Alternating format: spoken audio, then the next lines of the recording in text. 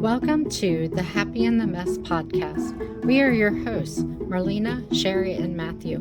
We are therapists and coaches, and we want to share our own stories with you, as well as the wisdom, insights, and tips we've learned along the way. Thanks for tuning in to this episode. Hello, everyone, and happy post-Thanksgiving, pre-Christmas. We are here again at Happy in the Mess, and I'm really excited about this episode because we are following up from last week's episode where we talked about burnout, what it is, what it isn't, and how to distinguish between like extreme burnout, stress, depression, regular burnout. And today we're going to talk about how to recover from the burnout. Just as a reminder, we are 3 therapists and coaches here to help people human better, because we realized that during the pandemic, we all experienced a lot of mental and emotional health challenges, and physical, obviously. And so we are here again with Matthew Morgan, the Misfit Coach, and Sherry Timko, the Relationship Coach, and myself, your host for today, the Dating Relationship Coach, Marlena. And so let's kick off with just a little bit of a recap in case our listeners didn't hear, just the highlights from what we took away from last week. Who'd like to get started? Oh, a recap. I wasn't expecting this. It's a quiz. Oh no, I wasn't ready for a quiz.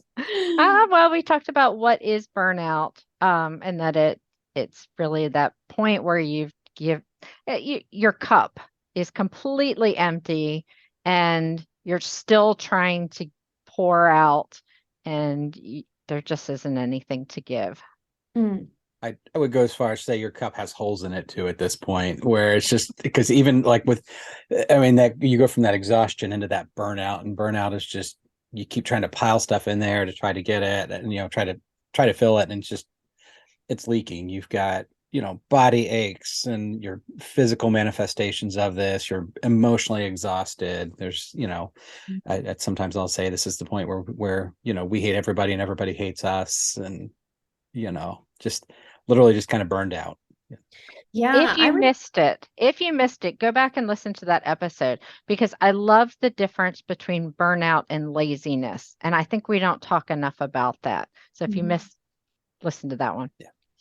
Yes. And just a quick other, I think, side note, the whole episode is very helpful. One takeaway I wanted our listeners to hear today too is that we can burn out in not just work. I think that was a really helpful distinction. We can burn out in relationships. We can burn out with hobbies. I mean, it can be in multiple areas. So I used to just think about work burnout as terms of career burnout, but it can happen in other facets of our lives.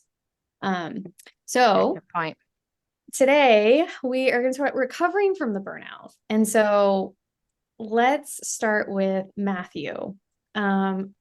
Tell us, what is the secret to recovery from burnout?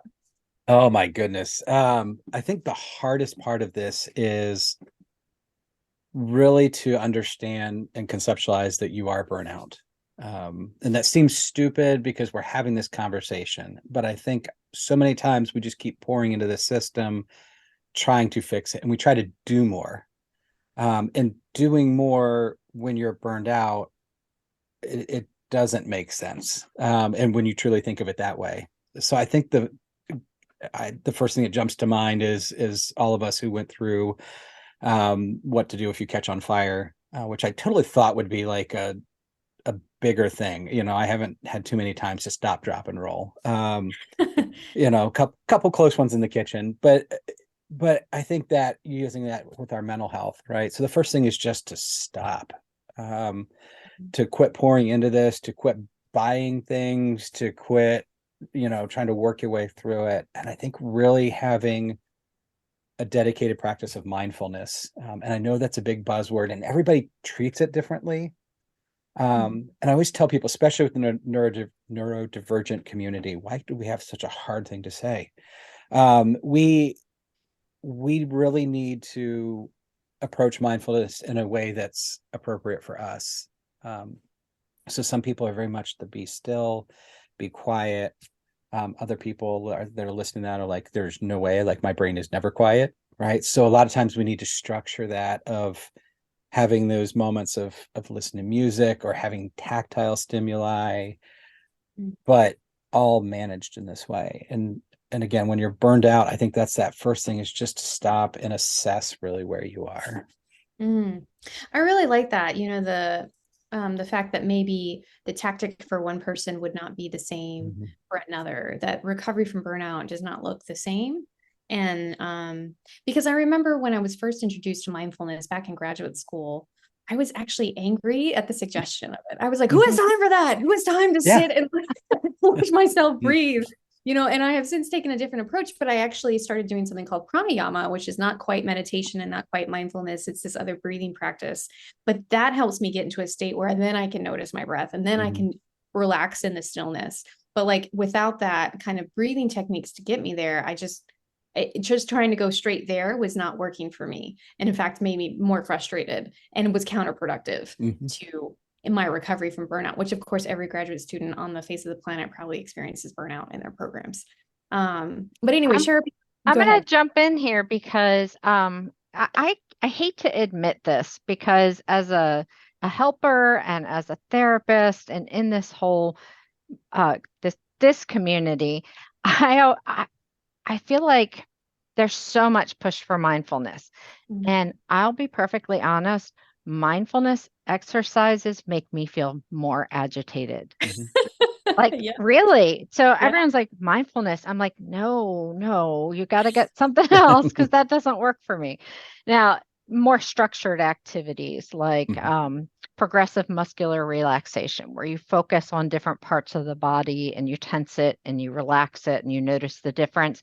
Things that are more active like that. Mhm. IFS meditations, where you're like having a conversation with yourself Mm. where you're not just sitting and just being quiet and breathing. Like those Yeah. more active things are much more effective for me. Yeah. Likewise, which is why I do that pranayama. But go ahead, Yep. go ahead, Matthew. No, I'd say specific, and that's just it, is when we take mindfulness in that sense, and I think it's that very narrow way that it's been presented, which is this: I need to be quiet and zen like. And again, if that works for you, that's absolutely fantastic. But for so many of us, and it's awesome that I think all three of us are here and we experience it the same way, where I'm this way too, where a lot of times my mindfulness is sitting out in my workshop working with wood, because the act of sanding and things like that are much more meditative than me trying to sit still. Because anybody who's watched me for 3 seconds knows that I don't sit still. I talk with my hands, I move, and yes, trying to make me be still and mindful. My ADHD brain is like a little squirrel on caffeine. It's just like it's gone. Absolutely. And that's shown in like I've those apps where you connect it looks at your brain waves as you try and meditate or be still. I've seen this with ADHD is that I mean the people are not there's not a flat line going on. And so respecting and honoring the fact that it's not going to be easy or productive for people who are neurodivergent and even just a lot of us who are just used to having more stimulus of some kind. Sherry, I was wondering if you could elaborate more on a lot of our listeners may not even know what IFS is or what it is like to have a Okay. conversation with the self. If you could say a little bit more. All right. So the theory of IFS is it's internal family systems theory, and it's been created by Dick Schwartz. He's the main person who started this, spreads the word. You'll find a lot of meditations by him. And it's this idea that there's this family constellation in your head of your different parts. So things like, well, there's your authentic self, which is who you are at your core. But then you have all these splits off of your personality where you have managers who kind of take care of the day-to-day stuff. One of my managers is a therapist. And in my mind, she like sits right here and she always has the wise thing to say. And she's always kind of looking at the big picture, saying, how does this fit in? So we all have these different parts, but then we also have these parts that carry the burdens in of our experiences. So anything that we experienced as a child or older, we have these parts that acted out or that are pushed aside. And so an IFS meditation is just to get into that authentic self where I am me. I'm the truest form, the best form of me. And then to communicate with these different parts and figure out what they need and how they let go of some of the stuff that they carry. So Mm, I'm not an expert in this. I love the theory, but that's kind of my like overview of it. I appreciate that. Yeah. So I think the IFS model is so helpful for us to get in touch with these parts who have these needs that perhaps we're trying to suppress when we're in burnout. My guess is that there are parts of us that are screaming for some sort of attention when we are in burnout mode. Like we have then neglected. I mean, that's probably part of the problem of the burnout. We've neglected these other parts that need things. So I love this idea of like paying attention to these neglected areas or neglected parts of ourselves. I would Um, say even demonized Demonized, because yeah. sometimes I'm like that part of me that's tired and frustrated and overwhelmed. I don't want to deal with it. So I'm like, you go sit over there and I'm going to like keep pushing forward. And I'm just going to ignore the fact that you're just getting more and more exhausted and more depleted. Mhm. This reminds me of like primary and secondary emotions. The primary emotion perhaps being tired and frustrated, and then the secondary, I'm going to judge it and be mad at it. Mhm. Um, and that kind of exacerbates the burnout too. I shouldn't be feeling this way. What's wrong with me? I think there's a lot of negative self-talk that goes on when we're in burnout. Like, why can't I see as many clients as my colleague? Or why am I experiencing this frustration? This maybe like I think for a lot of helping professions, like this early on in my career, should I be feeling this way? What is wrong with me? Why am I yelling at my kids? How Mm, can I go to my job and look like I'm together, but then at home I can't get a meal on the table and I can't get the toilets cleaned? mhm, Yep, absolutely. And I think that listening to our self-talk, and whenever you hear that should come up, and you start, the joke is, start shoulding on yourself. And for content, that's SHOULD. But it's like when you recognize that and you start having that self-talk, you should do this, because now you're trying to take those parts and bend them to your will, and that's not what they do, and they're there for a reason.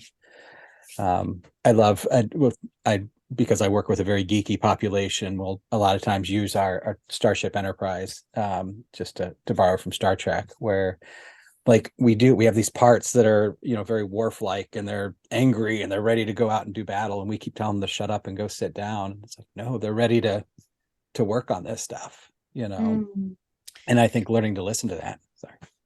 The other thing I think we say to ourselves, aside from the shoulds, is what's wrong with you? Hmm. mhm, And I think just that question, it has so much judgment to it about mhm, what we should be doing. mhm, And it's easy to it's easy to see the shoulds and ignore that what's wrong with me Hmm. question. Yes, and I've had clients come to me feeling burned out. Sorry, Matthew, I didn't mean to interrupt. Um, who ask that question and they don't actually question the system that they're a part of that's probably contributing to that, rather than saying, maybe there's nothing wrong with me. Maybe it's the hustle culture and company that I'm working for that actually is creating this framework where there's no path but to burnout. Hmm. What were you Absolutely. gonna, what were you gonna I say next? the thing that jumps to mind with this one, and I'm going to owe my kid another quarter for using him as an example here, but especially when he was a baby, we had about 30-minute drive from home to or from church to home, right during nap time and eat time. And what we found is that in that 30 minutes, he went from this really sweet, lovable redheaded kid into this holy fireball of terror. Um, and the internal judgment, right? Like our first thing is, what is wrong with you? Like, what is this? And if you take that into your own internal or an internal judgment, right? When we're having these episodes, we're upset, we're frustrated when we can't do things. What's wrong with you? But if you change that to what's happening to you, right? There's less judgment, there's less shame. So we have a little bit of that, but it also helps put us into a problem solve mode, Mhm. You know, when we looked at our kiddo and we said, like, what's happening to you? Oh, you're hangry, right? Mhm. You're tired. And what we found is, even though we are not fast foodies, we're going to stop and we're going to get something healthy to eat. And all of a sudden, Sundays were a much more pleasant activity. And I Mhm. think for us, when we're burning out, catching that question, right? What's wrong with me versus, well, what's happening to me right now? Well, my parts are upset because burnout culture and all of what you were saying, you know, it's like, because we're pushing ourselves, because we're holding ourselves to standards that are not great, or not beneficial for us. What I really like about that story too, Matthew, is that you've sort of identified that when we're burned out, we sort of let go of basics, like we Mm-hmm. let go of sleeping well, eating on time and appropriately, and catching up with a nap if we need it, like allowing ourselves breaks and movement, especially for those of us who have computer-based jobs. Like all of these like basic things go out the window, but that is one step to recovery. Burnout is like return to just basics. Have I eaten? Have I slept? Have I Mm-hmm. moved? Have I When I gotten a was hug? when I was thinking about this episode, I was thinking about there's really two parts to this recovery. And one is the self-care. So starting with that basic stuff.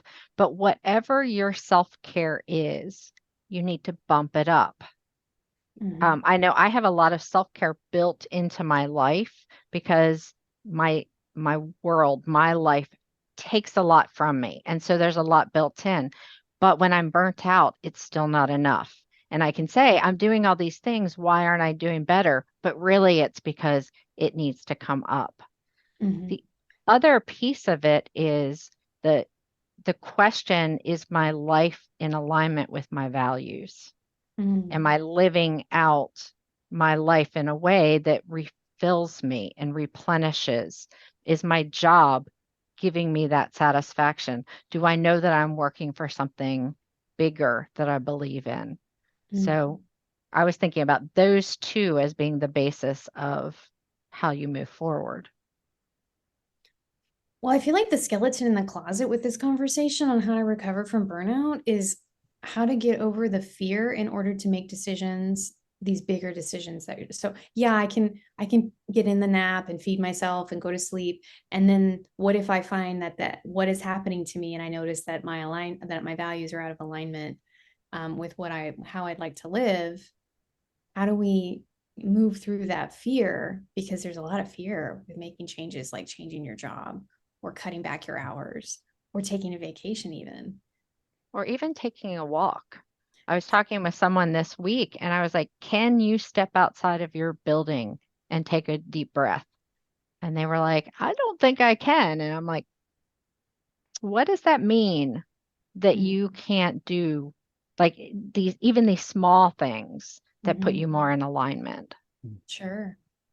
Oh, but that, I mean, that in itself is absolutely brilliant, because I think when we're burnt out, a lot of times we look at making these big changes, right, Marlene? Like, my job's not in alignment, so I'm going to burn the whole job down and go to, join the circus or whatever. It's like, I always joke, one of my moments was, when I was not making much as an early counselor, and I went to pick up pizza, as a treat, and they were paying the pizza drivers $2.50 an hour more than what I was making as a therapist. And like I always said, like in the movie, this is that point at which like the music cues, and like this is the decision point, right?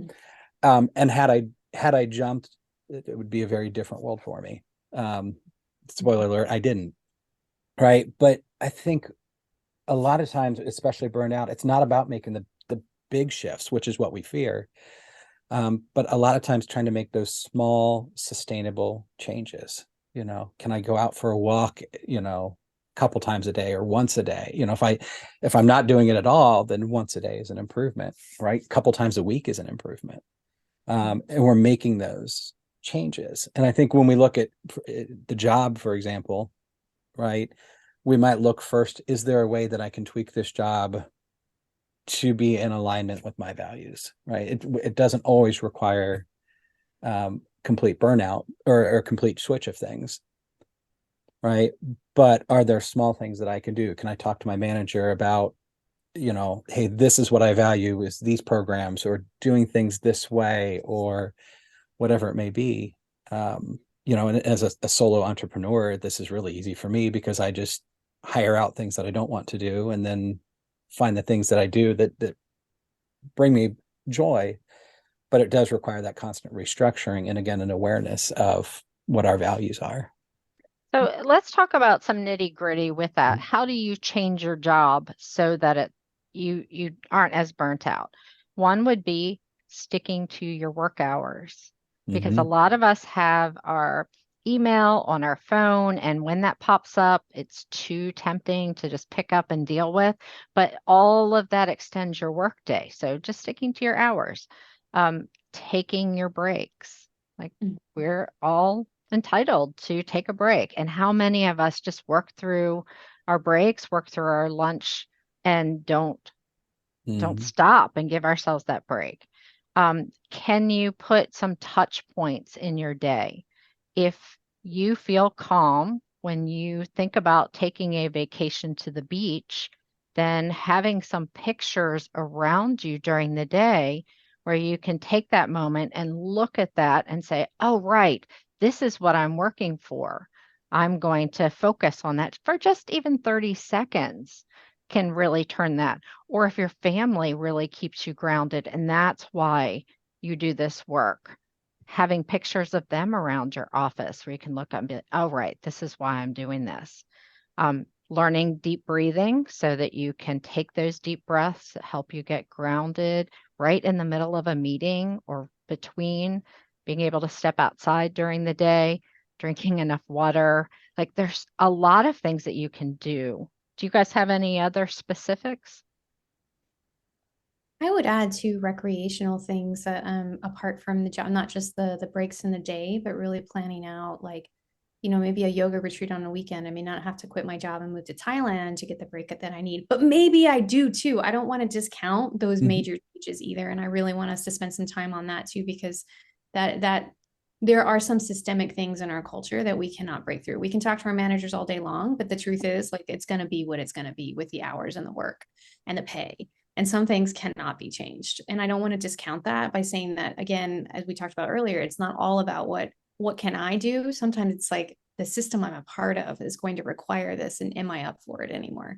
I think is a deeper question. I love what you shared though, Mm-hmm. Sherry, like all these little practical steps you can take so you don't have to like burn it all to the ground and move to Thailand. However, sometimes that's appropriate. Yep. Absolutely. And I think but when you do that, the way you're describing it, we're doing this from a place of empowerment. And there's a huge difference between being disempowered and allowing that system to push us, versus me taking this from inside and rising above this, and I think that's again where you are aligned with your values. No offense, that moving to Thailand for me is like, that's not in my radar. like maybe a little bit further south right now because wintertime's coming and my old body is going, no, we don't like this, right? But regardless, and that's where again it looks different for everybody. This is why we coach, because there's not a one size fits all that we can say do these things. But I think tapping in and that's up to that person, and working with somebody, or up to them working with themselves and getting to know their parts, like what brings value to my day and how can I bring more of that. For me, one of my things is my core values is creativity, and I notice if I'm in a maintenance role, I get lost. If I need to have creative projects on there, that brings joy to my day. Somebody else, that may be completely awful for them. So again, it varies by person. Yeah, one of the things that brings a lot of like rejuvenation to my life is spending like I call it like my God time in the morning. Like if I don't have this space of time where I do my meditations or my prayers or the journaling or whatever practice I'm choosing for that day, or reading something that brings me joy, like I'm kind of a wreck for the rest of the day, and I can carve it out later, but once my day gets going, there's less and less ability to carve out the time like Mm-hmm. to do that. It's like if I don't prioritize that, then it doesn't happen. Yeah. There's a story that goes around. A lot of motivational speakers use it. And the quick version is the professor's got this cylinder, a container of some sort, and, dumps a bunch of rocks in there. Is this container full? And, students are like, whatever. And then dump gravel in. I'll give the quick version, right?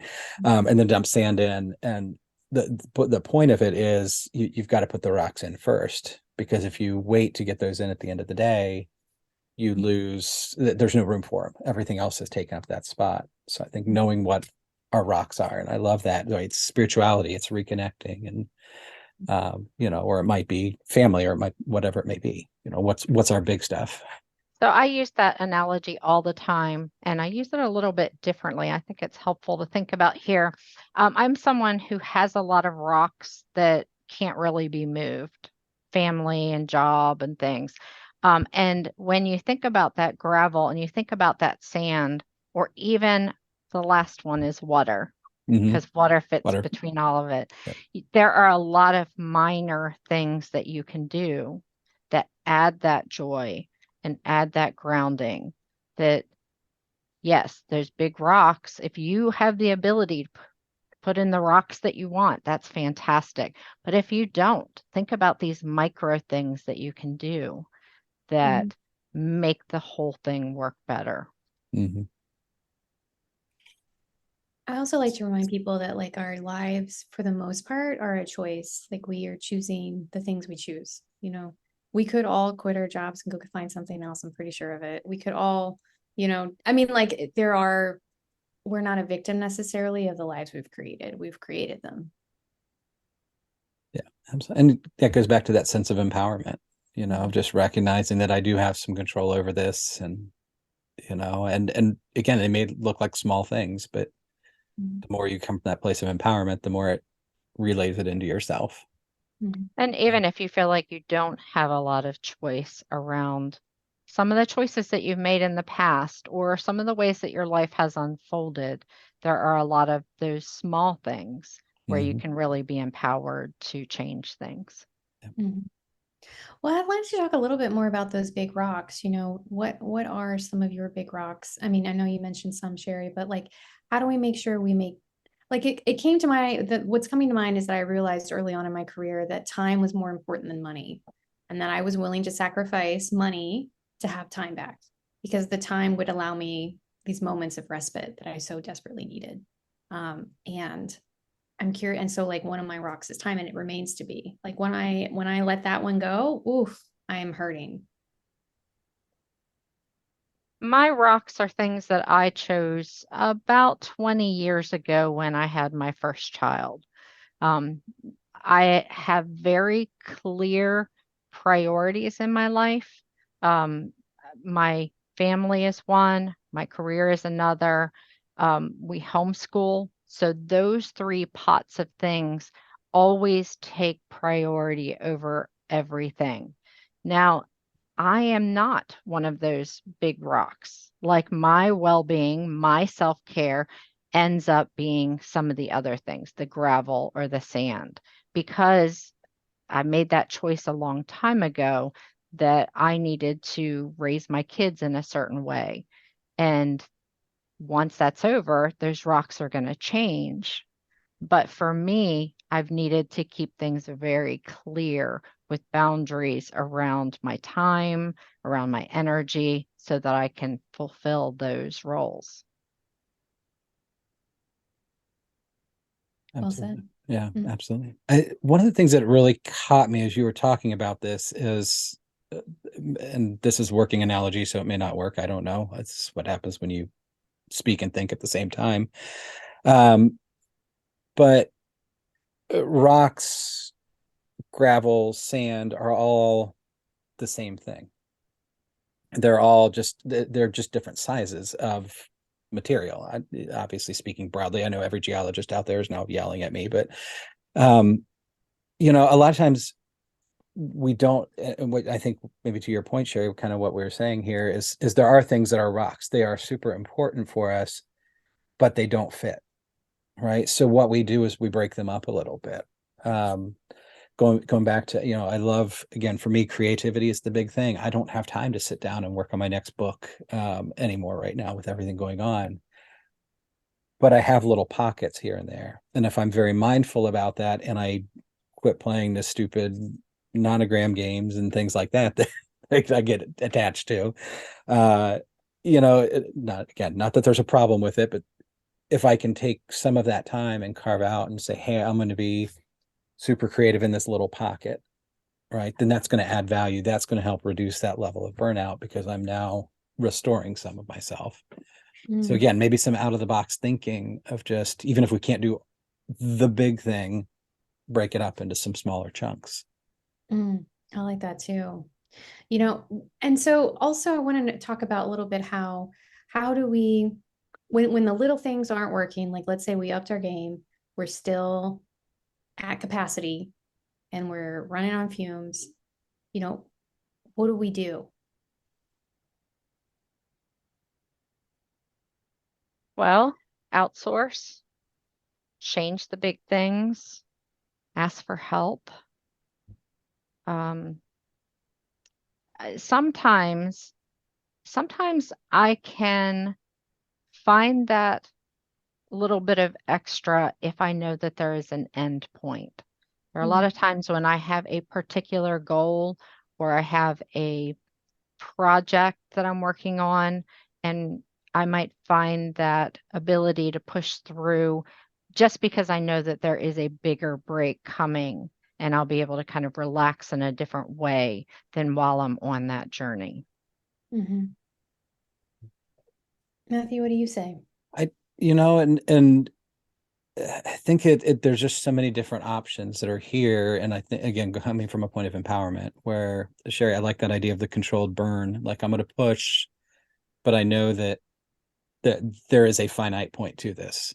When every runner, you get to the end of the race and they hit that sprint because they know they can just pour out the last of everything and hit that.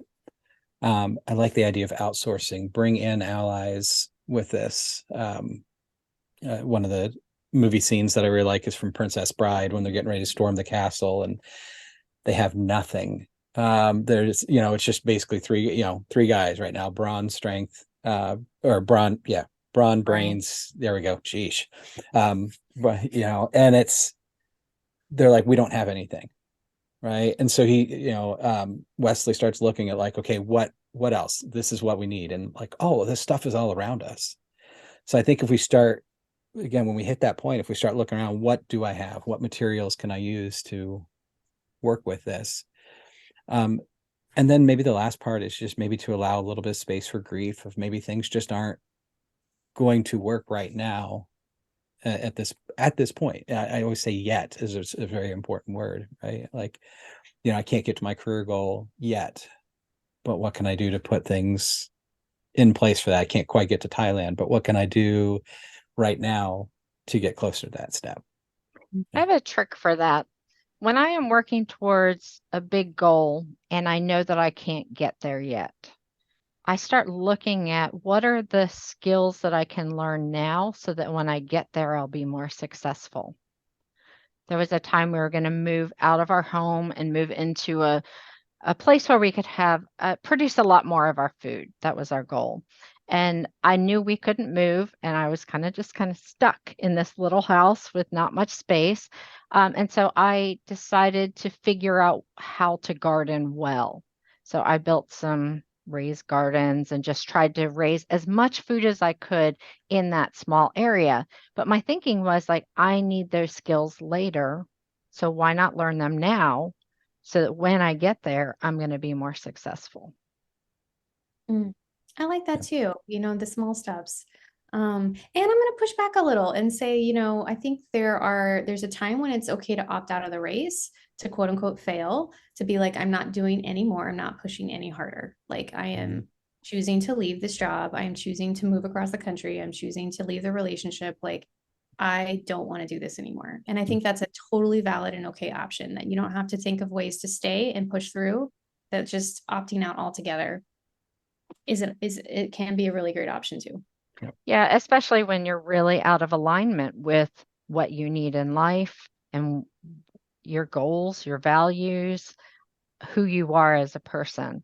Like that's a really important time to say, this doesn't fit me. I think this happened for a lot of people during the pandemic when things first shut down and they had to slow down and be quiet and stay small. A lot of people said, oh, this is the life we didn't choose. And I hope that a lot of people have brought that aspect into their life as things have opened up, because I remember that being really eye-opening. It was very Yeah. eye-opening to realize I didn't want to work at that pace anymore, for me anyway, and realize that I wasn't living in the right place and I wasn't around quite who I wanted to. I mean, the pandemic prevented me to be around people that I made a massive life change during the pandemic. I moved, which was huge, and I eventually became an entrepreneur, and to have freedom back and some control over my own time. I don't have full control over my time, but I have quite a bit more than I used to. And yeah, I don't make as much as I used to, but again, time over money for me was a big one. And I wanted to share too, like a time in my life when I quit 2 jobs and moved twice to completely different states. And I was burned out of both, and it was really fast, and I knew it, and I knew that I could not and would not push through. And I disappointed a lot of people, and I actually ended on bad terms with one place. I was working for an institution. The acuity of who I was working with was too high for me. Emotional burnout, no availability at all. I didn't like who I was at the end of the day, and I knew that was a huge sign for me. It's time to leave this, even if it means I'm losing an income and going to upset a lot of people and breaking a contract. Like I had to go, and I knew it, and it was really healthy for me to do that. And then I joined another job. I worked on a cruise ship briefly, thinking that I would just make a quick buck. But that was physically painful. Like my back could not handle the weight I was lifting on a regular basis. And so I had to just walked off the ship one day in Boston and said goodbye. But those were huge learning experiences for me, and gave me some time off between both jobs that I needed to then reassess where I needed to. Ended up going to long yoga meditation silent retreats for like over a month and a half. And that helped me recenter and figure out what was the next step. And I don't regret it. But I think a lot of people would not have done that per se, because it was pretty drastic. If only we could find a way to prevent the burnout before it comes to that. Maybe that's something we should talk about in a future episode, because we're already talking, like, I think we get to the point, everyone gets to the point and they're like, I'm burnt out. But like, how many people stop when we're on the way to burnout and say, oh, this is the time I can make a change before it's a crisis, before I need to just walk out, before everything blows up. Go skydiving of your own free will and volition instead of when the plane is going down. It's same process, just make it a little more accessible. And I think sometimes, having, I love the idea. I don't know if y'all are familiar with Quaker tradition, but they do clearness committees. And clearness committees are things to help people discern between options. And not everyone can put together a clearness committee, but I like the idea of spending time in discernment with others to help you get clarity on what is the appropriate next step, rather than, again, trying to figure it out on your own, but using those specific spiritual resources and coming to a conclusion and a decision. Oh, you're really right. I wasn't thinking about this, but New Year's represents that kind of questioning for many people. That, am I on the right track? What did I accomplish? Is it what I wanted to? What am I going to do for the next year? Great time to reassess and be reflective on the life you've been living and how you'd like to live. And it takes a lot of bravery, I think, to make these bigger changes, if that's the conclusion you come to. But like you said, sometimes it can be brave just to take a walk around your building. Break. It's brave to talk to your boss about boundaries. I mean, all of this requires a ton of bravery. Yep. At a time when you have the least resources. Yeah. Yeah, it's brave to talk to your spouse if I want to stay at home, or I need to take a pay cut, or because I want to work part-time. All of this. I mean, I've counseled people through these kinds of life changes, and it was not one session. It took multiple sessions for them to come to the conclusion that they needed to quit that job or leave that relationship. It's not a overnight decision.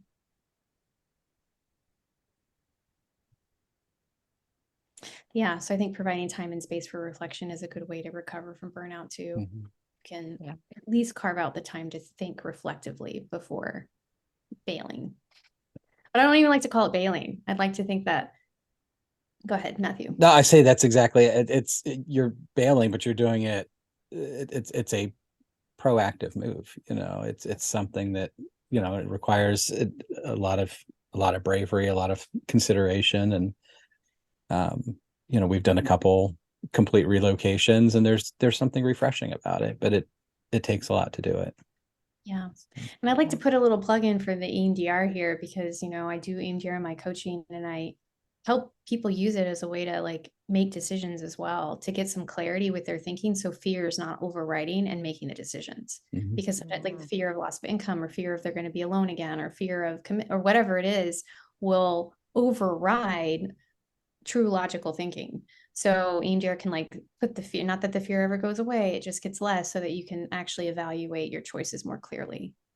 Anything that brings clarity, that's very high in my book. So that Mhm. sounds like a great tool. Mm-hmm. And coaching can help do that too. Just regular talk, in coaching. And, I'm sure both of you would offer that and do offer that as part of your packages. Mhm. Yes, Absolutely. absolutely. Well, thank you so much. Any takeaways or burning desires you have regarding this discussion recovery from burnout before we wrap it up? I just want to say that being burnt out is not a failing. Like we live in a world that pushes and pushes and pushes, that hustle culture, that like how are you succeeding? Even just the day-to-day survival mode that a lot of people find themselves in. Like this is not a judgment on you. Like there's so many pressures to be in that space. So taking care of yourself is really, really important and recognizing when it happens and then taking action, even if that action is inaction. Mm-hmm. Mhm. Absolutely. I think for me, with my neurodiverse peeps, like one of the things is that we just tend to not fit in anyway with stuff, which I think contributes to burnout in some ways. Um, but I think part of this, as you're getting alone, as you're meditative, or as you are, and I love the soul aligned approach. Your spiritual values, get alone with the universe, God, wherever you're at.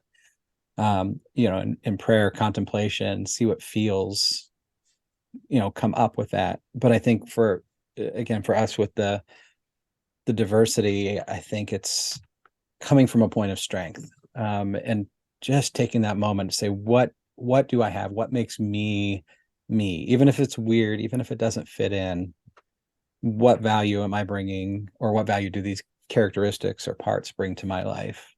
So you can do that from a point of strength rather than fear and burnout. And yeah. Mm-hmm. I've really enjoyed this discussion, partially because I'm currently experiencing some burnout and needing that reflective time to reassess. How can people get a hold of you and work with you if they're interested? So I am Misfit Refuge is my socials right now, and we just putting together a package for particularly clergy who are burned out, and so there's some info that you can drop links there if it's the listener, or if you know of somebody who is in the clergy side of things. Just I think really kind of specifically targeting those people. Excellent. Thank you, Matthew. I am at sherrytimko.com. My latest project, which I'm getting ready to launch, hopefully it will start January 1st. It's a program that's structured to date your spouse to break out of roommate syndrome. So we get into a lot of ruts as couples and we take each other for granted a lot. And this pairs some teaching and structure with fun so that you can get on the right track in your relationship. Excellent. We all need that. Or, seasoned couples definitely need that. Mhm. And you can work with me at coachmarlena.com/EMDR if you're interested. You can fill out an application to help you get out of your stuck places too. I work with dating relationships, but actually performance enhancement as well. So thank you all. And we look forward to our next episode next week. And please leave us any comments and questions and like, share, and subscribe if you've enjoyed what you've heard today. Thank you.